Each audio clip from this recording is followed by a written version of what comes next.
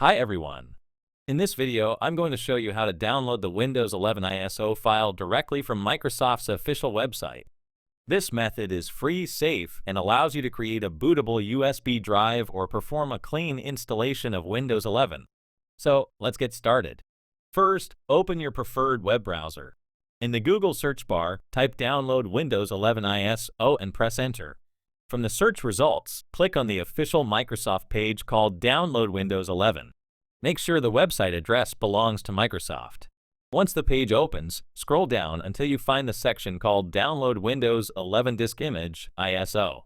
Click the drop-down menu, select Windows 11, and then click the Download button. Next, choose your preferred product language and click Confirm. A new download button will appear.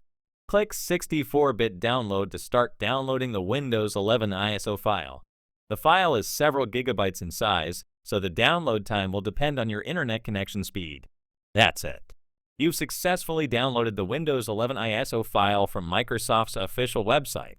If you found this video helpful, don't forget to like, subscribe, and turn on notifications for more Windows tutorials. Thanks for watching, and I'll see you in the next video.